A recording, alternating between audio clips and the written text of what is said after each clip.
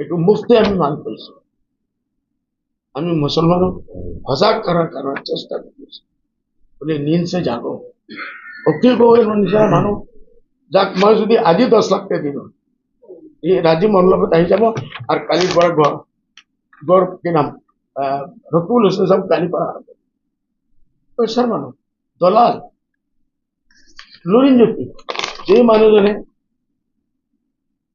এই NRCৰ মামলাত এপ্লিকেশ্যন দিছিল বোলে 40 লাখৰ ওপৰত বাংলাদেশী অসমত আহিছে। এইটোৰ ওপৰত আমাৰ মানুহসকলৰ ওপৰত অত্যাচাৰ আৰম্ভ হৈছে। ধুবুৰী বৰপেটা বিলাসীপাৰা কৰি পেলাই ইয়াৰ মানুহবিলাকে মা ভনী ফেমিলি লৈ 2-3 গাড়ী কৰি গৰিবত পইচা নাই মাটি বিক্ৰি কৰিছে, মুৰ্গী তথাপিও 2-3 বাৰ কৰি NRC হাতে দিছে। এই মুসিবতটো কোনে আনিছে? ৰকিব সাহেবে নাজানে? এই লুৰিণজ্যোতি আনিছে। তেখেত ৰাইটত লুৰিণজ্যোতি আৰু লেফটত অখিল গগৈ। অখিল গগৈ ডান্স কৰি আছে, ষ্টেজত ডান্স কৰি কৈ আছে বদৰুদ্দিন ইকবাল জাতিৰ হত্যা। আমাৰ মুছলমানৰ লজ্জা নালাগে? যি মানুহজনে আপোনালোকৰ কাৰণে নিজৰ ধন বন গাড়ী বাড়ী সব এৰি দিছে, আৰাম এৰি দিছে, বিলাসী লাইফ এৰি দিছে।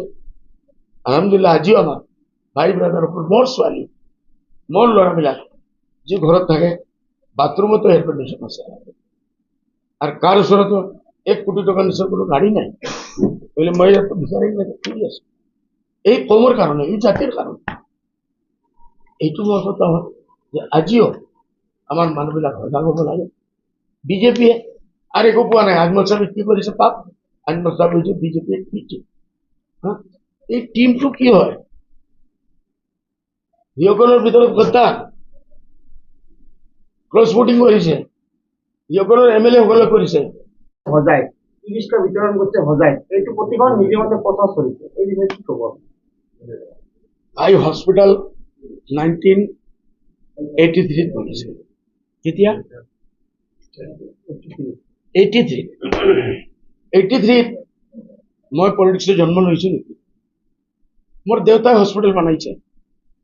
মোৰ দেউতা নাজানে মই কোনোদিন আহি বোলে মই ধুবুৰীৰ পৰা ইলেকশ্যন লড়িম, ময়ো নিজে নাজানো, স্বপ্নতো দেখা নাই। এতিয়া 25 বছৰ এটা হিষ্ট্ৰী আনি বোলে তাত বনাইছে, আপুনি বনাবই। মই তাত জন্ম লৈছো। এতিয়া মই যেটো কৰি আছো আজমল সুপাৰ 40 আমাৰ পুৰা পৃথিৱীত কাঁপাই আছে। এইটো আমি ইয়াত কৰিছো না? কৰিছো। মেডিকেলৰ আপোনাৰ ধুবুৰীৰ ল'ৰা ছোৱালীক আমি দি আছো না? এতিয়া চৰকাৰৰ পৰা মই চান্স পাইছো। মেডিকেল কলেজ ক'ত আনিছো?